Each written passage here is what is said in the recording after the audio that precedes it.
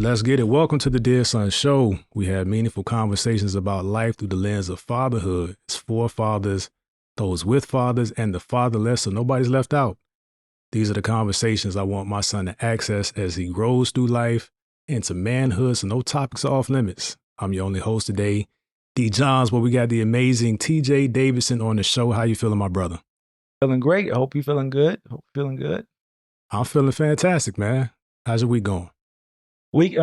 Sure, we were just talking about it, but I crazy week, but like, it's the life of having, 4 kids and 2 dogs and just family stuff going on every single weekend. You definitely got me beat with the dogs. I can't make that sacrifice just yet. Just that they asking, but I can't do it, man. Talk about your household. You got 4 of them, 4 little humans.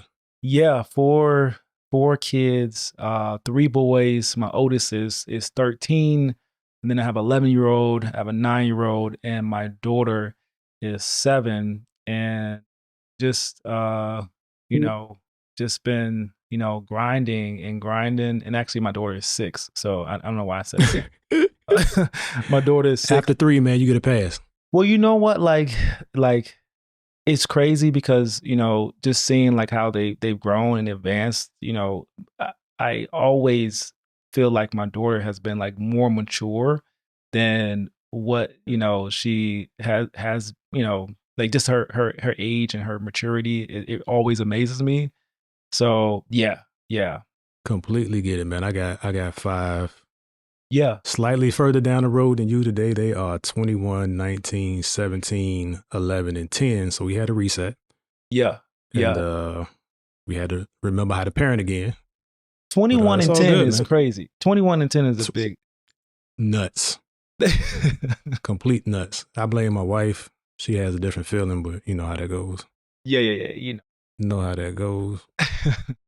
So the wild thing is, and I'm laughing now. When you were talking about like how did we get connected, and my story and coming in contact with your content is my family and we moved overseas in 2015 to Dubai. I had a job opportunity, so I went over there to manage a supply chain office in Dubai. And my wife, it didn't make sense for her to work anymore. We just had number 5. Like number 5 was 6 months when we all went over, when they all came over. So my wife was going into stay-at-home mom mode more permanently. And I kept hearing Jaden and Chance from my kids. Oh, okay. And I was like, the thing was, they actually have cousins of the same name. So it never really, I just kept hearing them say it all, every once in a while. I'm like, my wife started to vlog as her thing. Like she was, she had to find her hobby. Yeah. And when they came over, they were pulling up your show. Oh, okay. And I'm like, oh, these are the kids. You're not actually talking about your cousins. You're talking about a YouTube family. So that's how I came into contact with y'all then. Yeah. And then I found out y'all from, 757. I was like, oh, it's all in. That's it's good to hear that, because like, when you're in the middle of like creating stuff like that, I feel like we didn't, have any concept or idea of like what, what people were seeing from our content. And Right. again, we initially started to create that content just because we wanted to capture like the memories, from our family and the kids and them growing up. And so it's interesting to see how like that was being played in other people's homes. And yeah. And so like, that's always interesting to me. It always like, always, piqued my curiosity. And like that's really cool that like we were able to connect based off of that and find like similarities within each other. I think I remember like it probably might have been like a message or something that you reached out to me, and then like we just kind of hit it off, exchanged numbers, and kind of kept in contact throughout the years. I mean, that probably had to been like years ago where we connected, Had to be, yep. Yeah. So how did y'all get into it initially? I know you said you wanted to capture the stories, but like, was it only that? Because I picked up on a part of your story in terms of like your career through that? Initially, like if you think about like the way YouTube has grown over the years, initially there was not any money involved in it, you know. So when my wife and I were in college and we were, you know, she was creating videos and I was creating videos, I wasn't making a dime doing any of that stuff. Like I was Right. just doing it because I like to create and I like, you know, the opportunity to like, you know, create something and then share it with the world. And so there was no like concept of like money.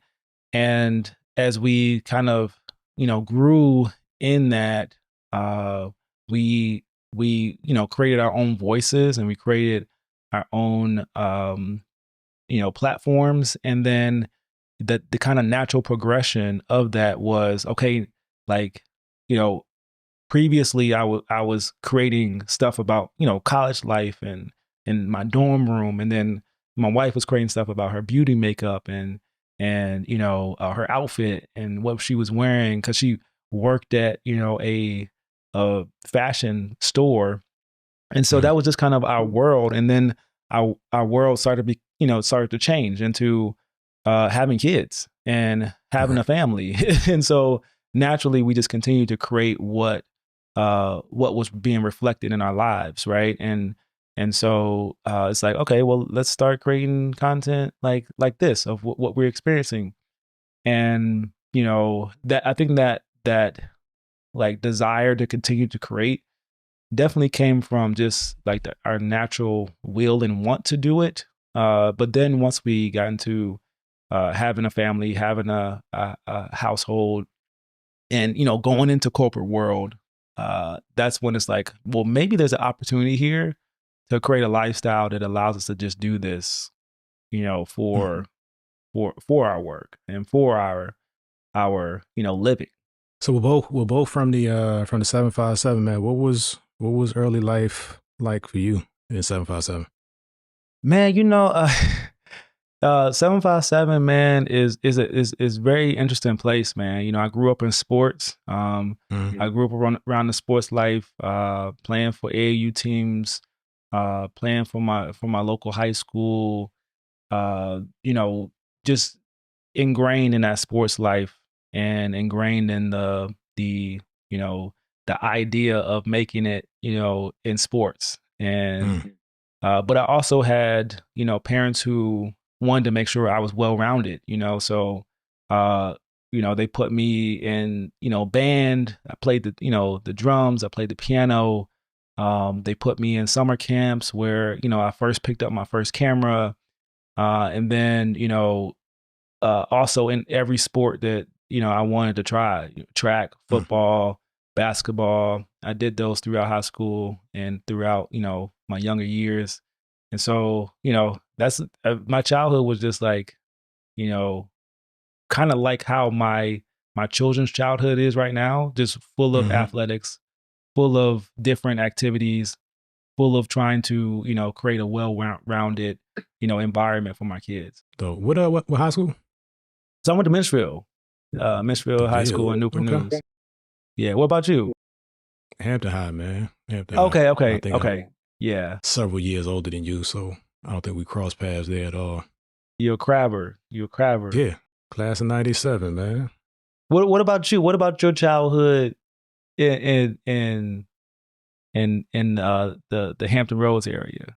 My childhood was primarily centered around church. Mm-hmm.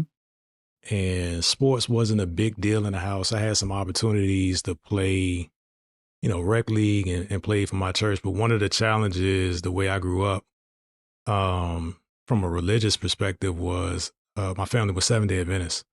Okay. So sunset Friday to sunset Saturday, I couldn't do any activities, and Mm-hmm. that actually rubbed me wrong for a long time, and kind of created, kind of started the rift with me and my pops. It's nothing. It's nothing salacious that came out of it. It was just I was a kid that didn't like the rules, and I was angry that I couldn't take advantage of those opportunities. So I love basketball. You can find me in the playground. Played with a lot of the guys that people would recognize. Yeah.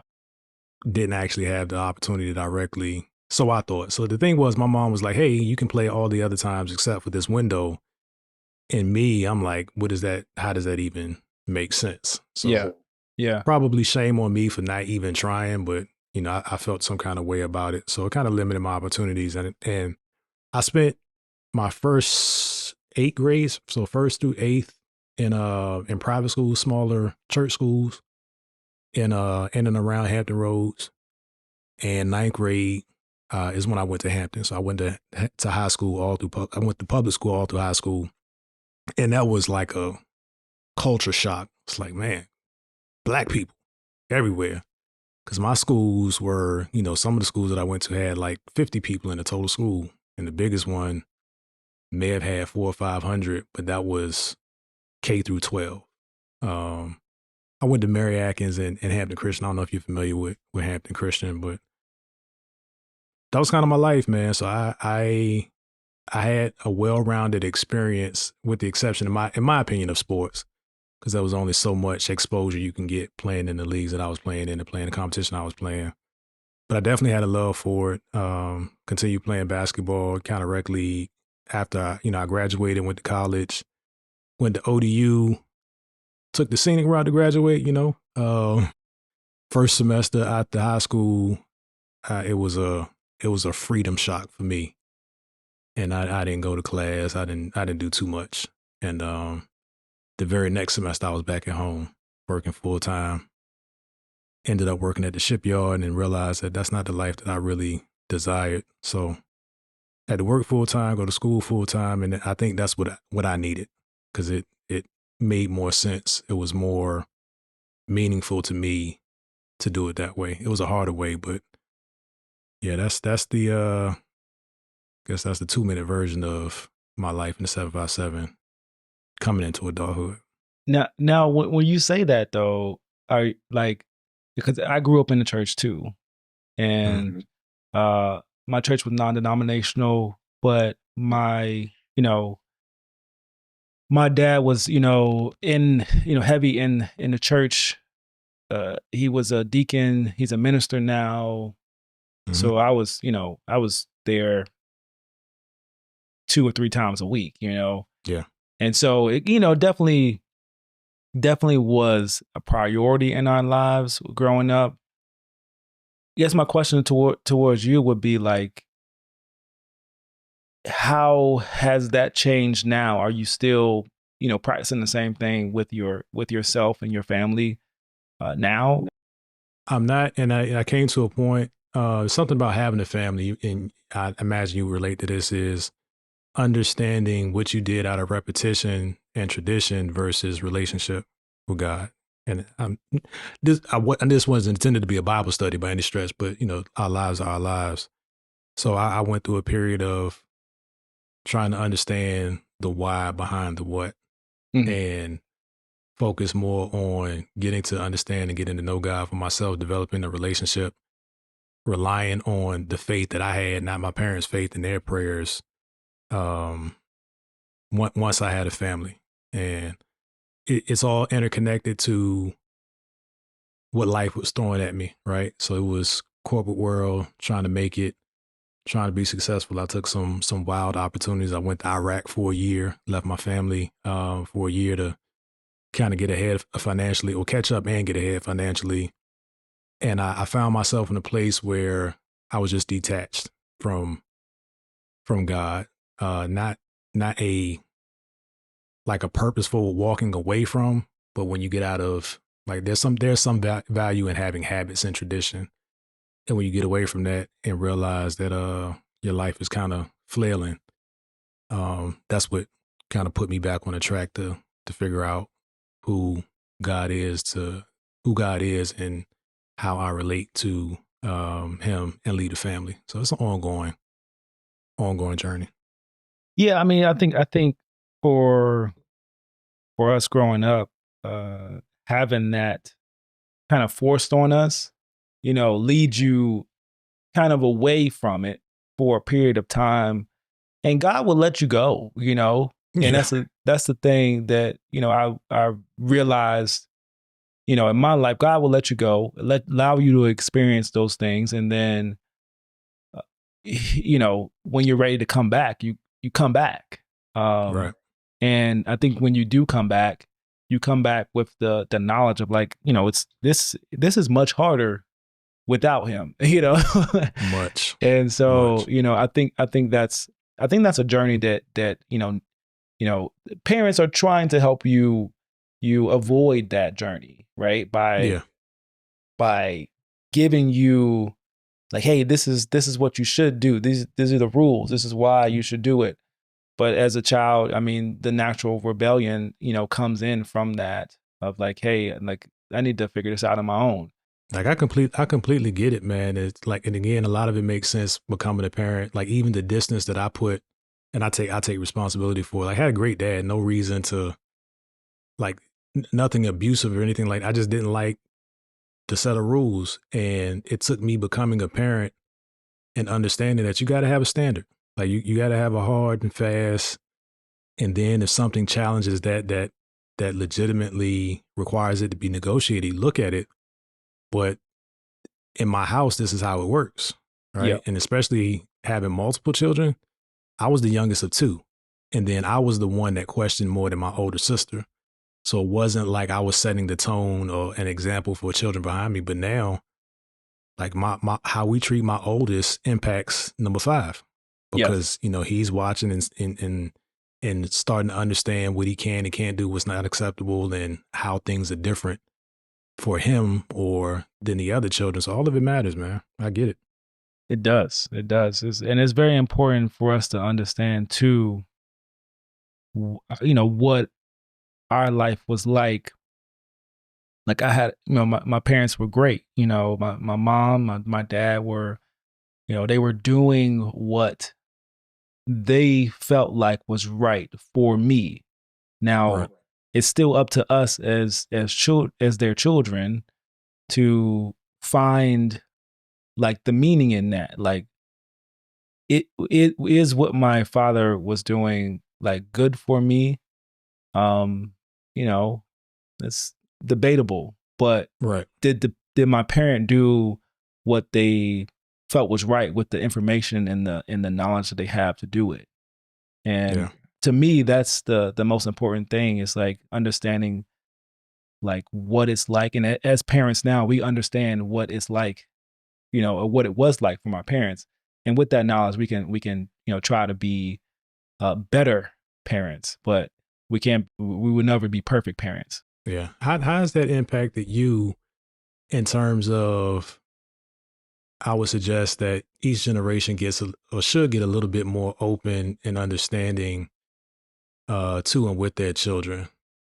How does your upbringing impact the way that you parent now, especially having and well, I guess how many siblings did you have growing up? How different is your household dynamic than it was for you growing up? So I think it's drastically different.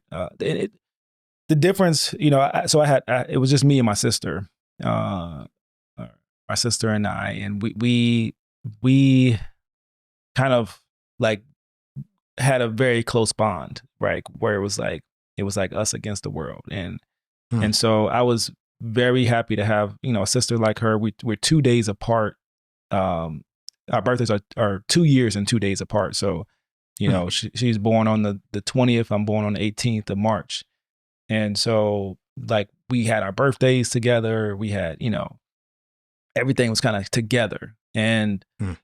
so we kind of, you know, had that close bond. And I think my childhood kind of reflects like how I parent today in Hmm. ways that like I felt like my life was very controlled as a child. Um, and a lot of the decisions were some of the decisions were made for me when I wanted to make my own decisions. Right. And I think the way I parent my kids now is I allow them to make decisions and choices for themselves, Right. but I also give them, you know, guidance and tell them and have the conversation with them about their decisions and how they make them and you know I want you to make your own decisions, but I also want you to learn how to make good decisions, right? Sure. And Yep. so instead of someone just, making a decision for you, let me teach you what it's like to make a good decision. What does that look like? And how should you go about that process of making that decision? And so a part of that is allowing my kids to fail, allowing my kids to try things, fail at them, or try things and not like them and make a new decision, right? And but one thing I don't allow my kids to do, which is also what my parents did not allow me to do, is you know you may start something and you may not like it after you start it, but you're not going to stop. Gotcha. And so I treat my kids the same way. You're not going to stop until the season is over, or you're gonna go through the entire experience and experience it from beginning to end, and then make a decision of whether you want to do it again or not. But Right. we're not going to start doing something and then stop it, and then start something new and then stop it again. And so that's really kind of the foundation of like my relationship with my kids, and how I kind of parent them through life. Not choosing decisions for them, but more so allowing them to learn the process of making those decisions and what the repercussions of those decisions are. And that makes perfect sense. My oldest son is graduating from high school this year, and our relationship has definitely matured over time. But the one thing that clicked for him probably middle of 11th grade, definitely showing up this year and senior year, is that, son, you got to do this for you. Like, Mm. your grades are for you. I know what you're capable of. I know what your aptitude is, but you getting all A's doesn't do anything for me specifically, right? These are you have to want it for you, because I don't want my children to go through life pleasing me and not understanding the value of a thing to them or what Yeah. they actually want to be. So he's starting to get it, and he understands the impact of not getting it sooner. Because for me, the contrast for me is, if you brought a D home in my house, in my parents' house, you were going to get a whipping. You were going to get on punishment. It was going to be a whole thing. I'm not that type of parent, because I'm not promoting do less or don't, perform to your highest standard. But again, it has to be like, you have to desire it for you, because if something external needs to drive you in life, you're always going to need that external thing. And those external things can change Mm-hmm. based on relationship, based on, physically not being here on earth, those kind of things. So I try to focus, I try to reason and rationalize with my children more than what I experienced. I was still on the tail end of be seen, not heard as a child. So, but we live and we learn, man. I always have to caveat with, I have great parents. They parented me to the best of their ability based on what they had seen, how they felt they were being led by God, and it's never a bash. I think it's my duty to improve each generation. So that's what we focus on. I just to go back on that just a little bit. The What you said about like the kids wanting it, I experience that now a lot of times, in sports, because I coach and I'm involved with the youth a lot. One thing I try to stress to a lot of the parents is that, like, I understand that you want your kid to want it. Like, you want your kid to have the internal desire to do the thing, right? Mm-hmm. And a lot of times though, it comes down to us as parents showing them what that looks like.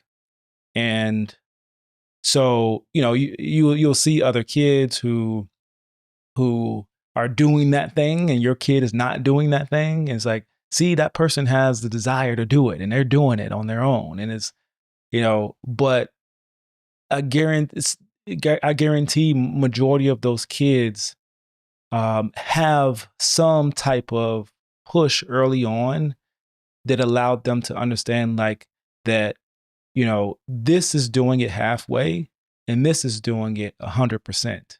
And having that example of what that looks like, a lot of times leads kids to understand what that looks like. So I take my like if I take my son, for example, in sports and basketball, he thought he was great at basketball. Like, oh, like, yeah, I'm great. I'm better than all my peers, right?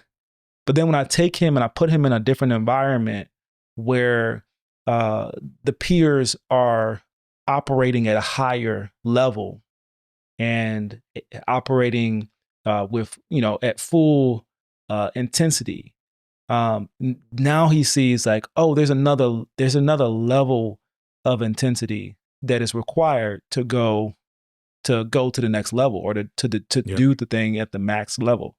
And so until they see that and experience what that looks like, a lot of times they really just don't know what it looks like to be dedicated, even when it's down to like our food and the way we eat. My son's 13 years old and he's like, Dad, I want to meal prep too.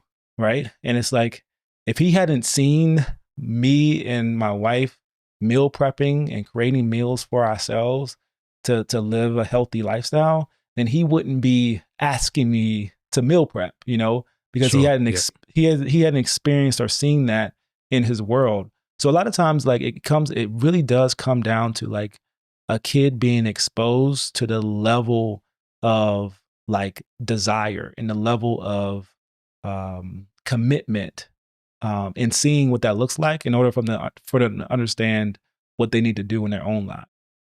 Yeah, that's good, man. I think that's an appropriate disclaimer, is that we owe it to our kids to display greatness before them, so that they have some kind of baseline or barometer of understanding and measuring. That's good. Yeah. One thing that I know we have in common, and we kind of briefly touched on it in another conversation, was our corporate journey, right? Not necessarily identical or similar in nature of what we did, but outcomes of going through that life, providing for family, and then that life abruptly changing. Well, abruptly might be an aggressive statement, but changing nonetheless. You care to discuss that? Yeah. I think we both. I know I got laid off. Did you get laid off, or was it like yeah? So absolutely. That's the other part about how we probably both grew up. We were told as a child we have to go to college. That was not an option for our generation. Right. What is either go to college, like, or get out of my house. Yeah. And and so that's. I hope we had time to talk about that too. Yeah. But that's Yeah. So that was our world. It's like you have to go to college, and to be honest with you, we were thrusted into this environment of like, we have to make a choice, we have to do this thing, and you pick the lesser of the evils, right? It's like, okay, well, let me at least major in something that gives me some sort of money, but also gives me the opportunity to create. So for me, that was mechanical engineering. And so I was able to create things, and I was able to use my mind. I love mathematics.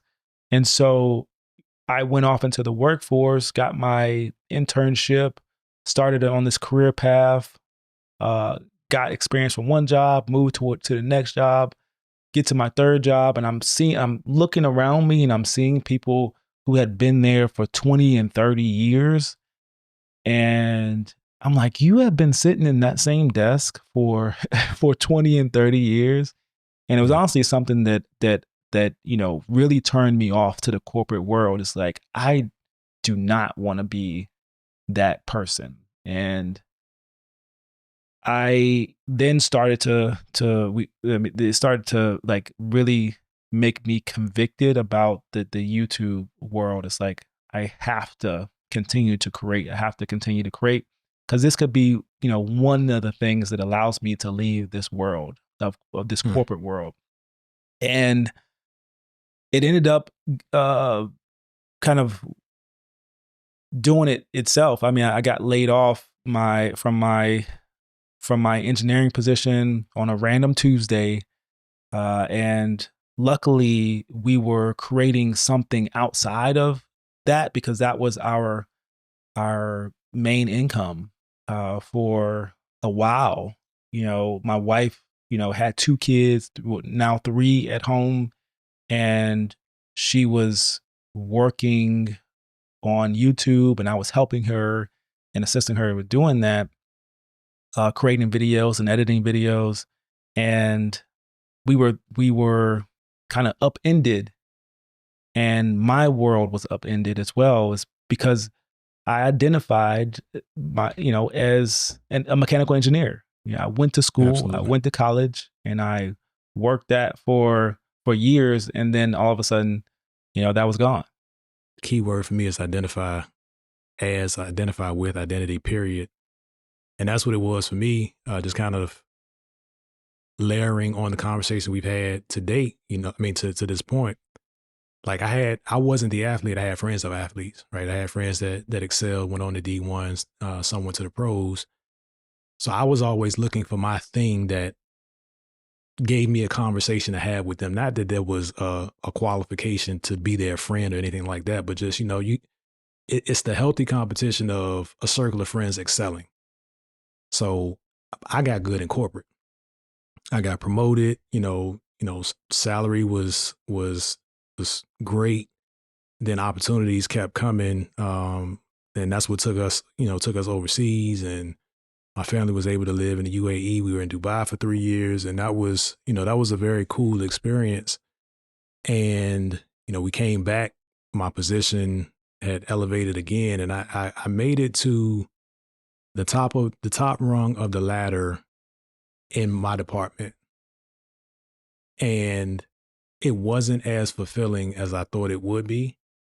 Not that I wanted it to go away, but I realized that I was pursuing this thing, and I got there, and what I wasn't prepared for was what came with it.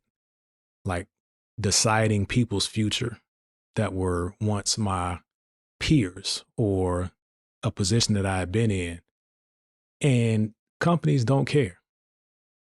I know there was, you talked about what was instilled in us, from my parents' generation, and there was a plan, a workable plan to get a job with the company, work there 30, 40 years and retire. That's gone in my generation, right? I know there are pockets where people can, the first place my real job was at the shipyard in Newport News. And I know, just like I know, that there's people that I went to school with that are coming up on 30 years, and that's great. But those are limited and limiting opportunities that are available. So I found myself not even announcing myself, but introducing myself as that thing, especially when I made it to the executive level, right? I thought it was important for people to know that about me because maybe they would take me more serious. And when that was taken away, so mine was through acquisition. So I'd been through us acquiring other companies. I was in the lead when our company went public. Then we got bought out by another company, and I could see the writing on the wall. And honestly, I was ready for it in words, but not in action. So like you said, you were building something on the side. I gotten so comfortable with what happened every 2 weeks in my bank account that I just was just kind of coasting. Yeah. So that was one piece of it, not preparing for the tornado. And then also all my eggs were in the basket of focus on work, and not necessarily showing up the way I needed to at home. Yeah, so it was a whole lot to unravel at once. because it's not as if my family thought less of me. I thought what they thought of me was tied to my success at work. So when that went away, I had a problem. Like I was in my head about, man, how can I how can I lead them? And this big piece of my identity is gone. I think there's a dynamic there that I think we don't talk about enough, that, being in a position of not of leadership, like having the position to lead your family financially, with stability and things like that, is a position where it allows you to also kind of overlook some of the things that you don't, need to look at when you don't have that position, right? Sure. So, having the funds that came along with the consistency of that career allowed you to overlook some of the little things that, really build the relationship, right?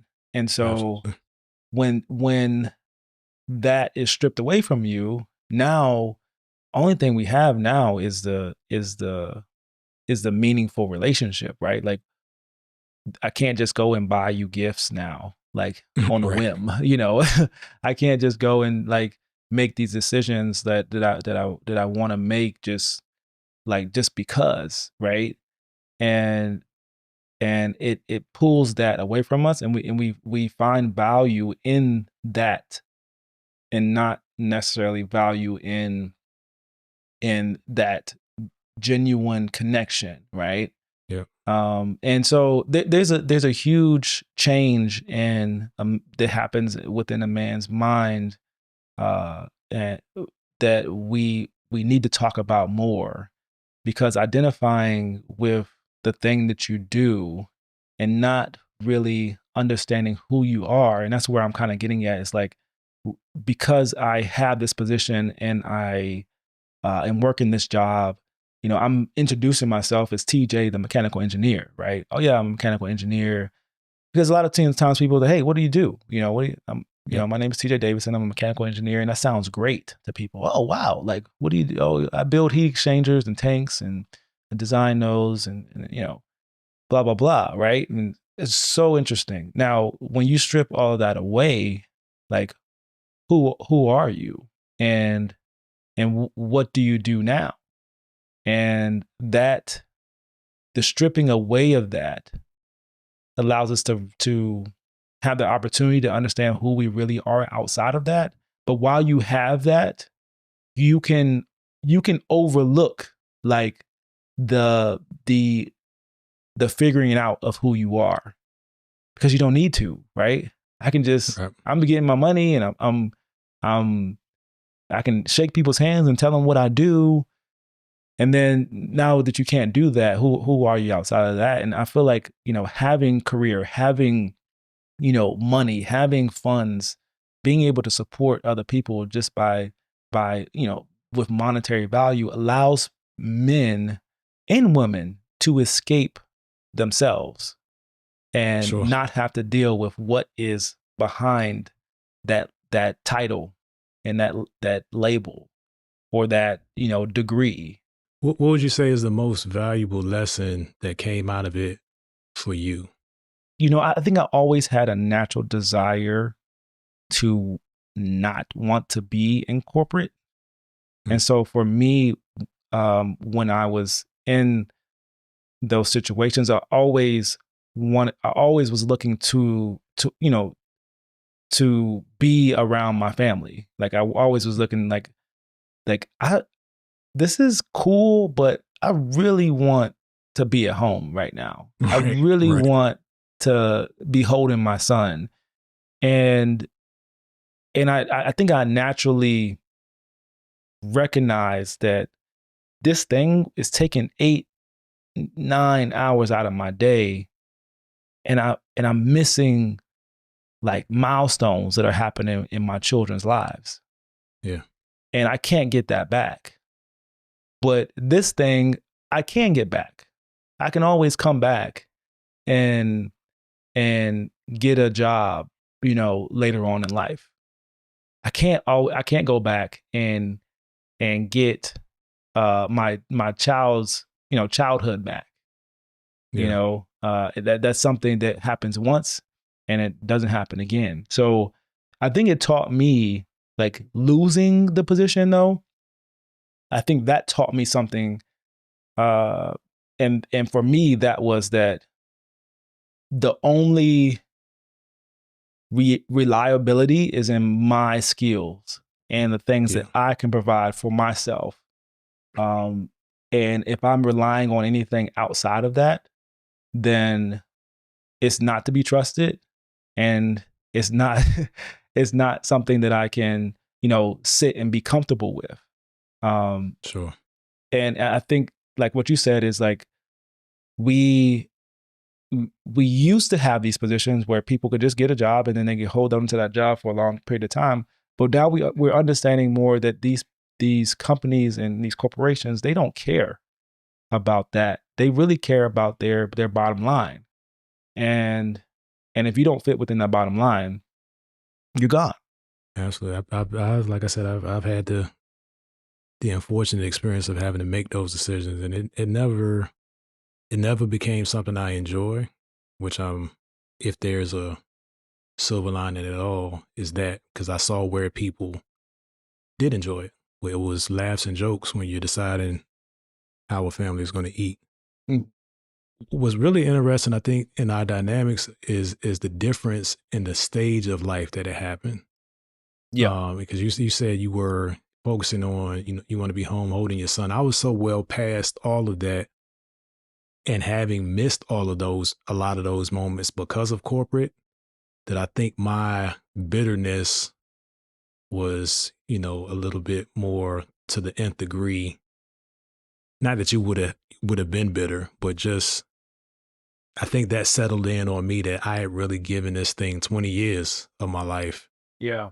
And like I always knew because I saw my dad get laid off. Me and my dad worked at the same company when I was a designer, doing some design work for naval vessels as I was working my way through school.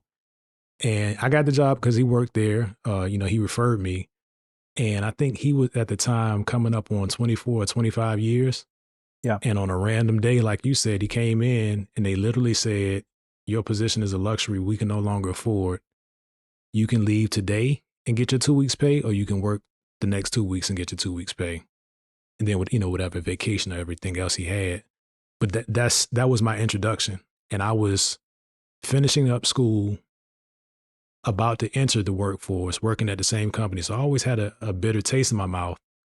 But I think somewhere along the path of success and reaching levels that my parents hadn't reached, I disconnected from a lot of people because I just didn't think they could understand like my journey. It was almost like a guilt. Yeah. Like, man, how dare you complain about this, and you're seemingly doing so well. So Yeah. I think wherever it happens, you got to take inventory of your life at that point and pivot, which clearly you've done. So, I applaud that. And anybody that's family first, is all right with me. I'm at the point now, if my family can't come, don't invite me. I'm cool. Yeah. No, I mean, that's the, I think the other part is, it has to be said, is the transition period. Right. Sure. Oh, And yeah. so, we've talked about this before, right? There's a transition period that happens that, of course I wanted to go back to work, but I felt like it was important for me to, like, once I felt that feeling of like, what am I now? Mm. I knew I didn't want to have that feeling again.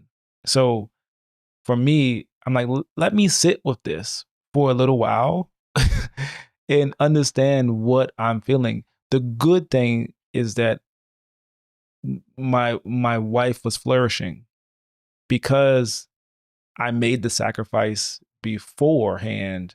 of saying, hey babe, like you don't need to work right now. I'm gonna do my mechanical engineering thing, and I'm gonna drive an hour and a half to work every day and an hour and a half Mm. back, and I'm gonna help you edit. I'm gonna help you do it everything you need to do to get this YouTube thing like up and running.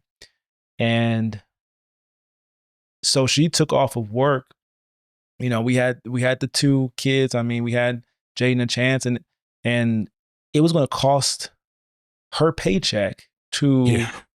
to have daycare. Put them in So I'm like, care. Yeah. we're just taking that money and just throwing it straight to them. How about you just not work and you spend time with the kids and you sit here and we figure this thing out on how we Yep. can make this thing work. And we ended up making it work. And I mean, her income started to skyrocket because we were dedicating a lot of time towards that. Yep. But that afforded me the transition period for the opportunity to sit with myself and figure Yep. out who I am, because I had poured into her and she had poured into the thing, and the thing got big.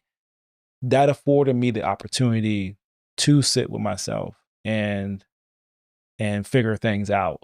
And that was a process that, I mean, of course, is still ongoing, but it allowed me uh, the opportunity to know me and Sure. spend time with my kids. You know. One thing that I pull from that you didn't overtly state, but it resonates with me because it sounds like I spent a lot more time immature than you did. If you were ever immature, especially as a father and a husband, but just the communication, like having that conversation with your wife about, here's what I believe. Are you on Mhm. board? And then her being on board and committing and putting in work to afford you that opportunity, though it may not have been in that vein when you started, but it was there when you needed it. Yeah. And because I wasn't a great communicator, I had my days today where I'm good, and some days I still revert back to my old ways. But I took on a lot more frustration being the provider, and almost spent some time resenting my wife and my family because of the burden that I was bearing. And it wasn't their place to be resented. It was because I knew that I hadn't been as communicative about what I see and how I actually feel about work. Like I never actually talked about how work was stressing me out. And it really was. So, great salary is cool, but it was really taking a toll on me, but I would just stomach it. Yeah. And it led to some resentment, some misplaced resentment and anger. And I'm saying this to hopefully that one or two guys that are listening may take note of, how important it is to have open and honest communication with your spouse and with your family, starting with your spouse, of course, Completely. recognizing when you're getting to that point of, this thing is affecting me beyond my control, and not doing anything about it. And that's why I fell short. So a lot of tough lessons learned. That is a tough lesson. And so one thing that I've learned in that is that a lot of resentment comes from the lack of communicating what the common goal is, right? And so, in relationships, we're two people trying to operate as one. And when we feel as though the partner is not operating in that oneness, we grow resentment. But a lot of that resentment comes from the lack of communication of that, right? So when me and my partner are my wife are making a decision, and you know we have different goals, it becomes hard for us to see the same outcome. And Right. like even with our kids, right? my wife and I, we've talked over the years, and we've communicated to each other that, hey, like right now in our life, we are agreeing to put everything we have and pour everything we have into our children. Hmm. So that may mean that we may have to make sacrifices to each other, to each other's time, to each other's, so that we can meet that common goal, right?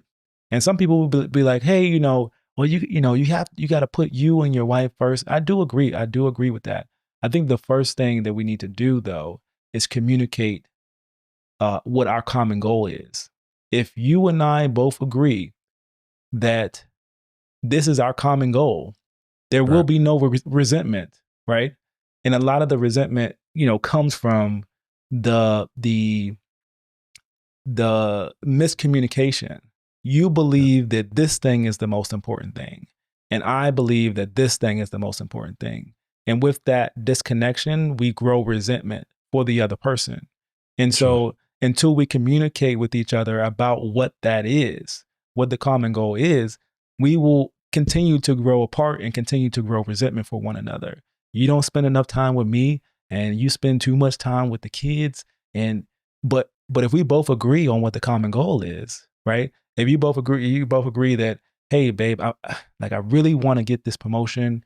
I'm going to be, grinding it at work, and I won't be spending a lot of time with the kids, but I want to make sure that I get this promotion so that I can, you know, uh, afford a lifestyle that we want to live, right? And Right. if you and her agree on that, right, she has no resentment about you being at work all the time, right?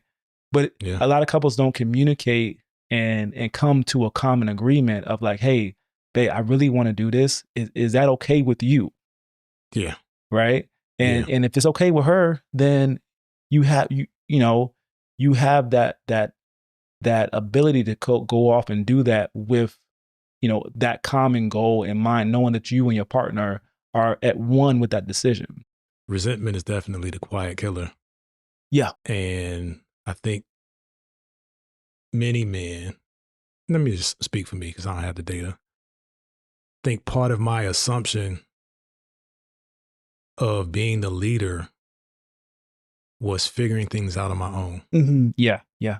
And I mistook not worrying my wife for not including my wife. Mm-hmm. Yeah. Later to Yeah. find out that all she really wanted to be was included. Like, let me know that this thing is important to you, because you can really go through life not knowing what's important to the other person, Yes. Yeah. not knowing how they feel about their day, how they feel about their activities and responsibilities. And the longer you don't have that conversation, the harder that conversation gets. And then you start to settle into that resentment. And now you're frustrated that you got to go to work every day, and she's frustrated that she has to take care of a home, if that's what you agree on. I don't want to put that out there as Yeah. what has to be. But that's something that we learned late, man. And I'm glad. Like, I love having conversations with people that are 10 years younger than me and 10 years older than me, right? Mm-hmm. Because like, it gives me perspective that I need to stay in tune with. And then I talk to my kids, of course, but it's I think if I had these conversations when I was 10 years into my marriage and now Mm-hmm. I'm Yeah. approaching 20, maybe something would have clicked a little bit earlier and we would have avoided, some of our challenges. So no, that's the purpose of my platform, is to show people where I bump my head, and men come on and tell their stories. So I think it's crucial. It's very important. And I think like to tell you a little bit more on how I got to that point to where I'm like understanding, like, okay, like this is where the resentment is coming from. I literally, I've been afforded the opportunity to deep dive and get a chance to understand myself. And part of that, comes from me asking those questions. Hey, like, I'm feeling a little bit of resentment towards my wife. Why am I feeling that resentment? Mm. Where is it coming from? Like, why do I feel like this? And I really want to know, like, how can I rid myself of this feeling?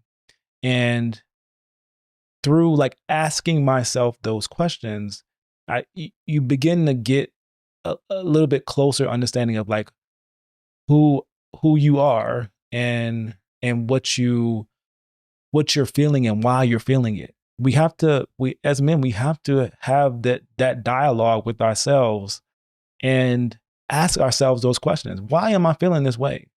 And get to the real root of the problem and the issue, and not just kind of, well, I'm feeling this way because of her, and or I'm feeling this way because of that, and and you're not really like getting to the root cause, because there's nothing wrong with having a career. There's nothing wrong with pursuing this passion.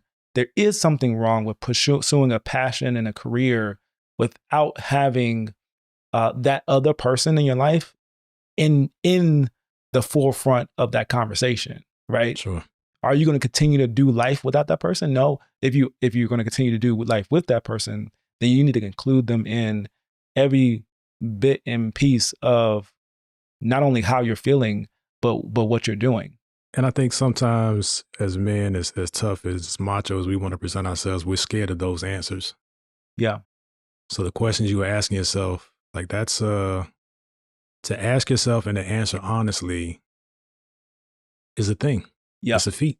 And a lot of people don't walk down that path of understanding what's wrong with me. Like you said, the easier you can cast it off on somebody else, it makes you feel good. But also realize that if somebody else has that kind of effect on you, that's essentially you handing your power over. Exactly. Of your emotions. So, Exactly. Man, this is bro, I hope this isn't the last time we do this for sure.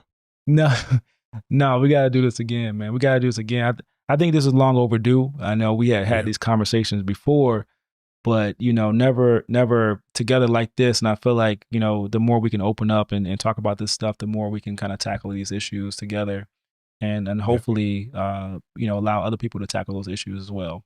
So I look forward to sitting down someday in person. I'm trying to be back in Virginia, as I mentioned, at some point this summer.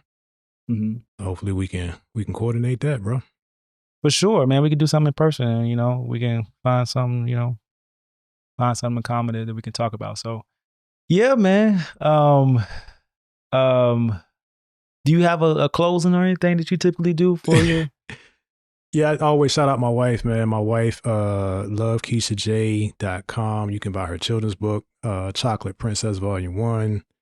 Great reviews, very well written, very well illustrated. I would suggest it for young women of color, your young scholars, 5 to 15. I'm going to send you one, bro. Now that I think about it, I'm going to probably get your updated info and send one to you for your baby girl. But my wife is dope, man. And this year, I am vowing to bring her back home because she went back to work. And she is enjoying life less. I'll just say that. Yeah. So that's my goal, man. But definitely appreciate you, bro.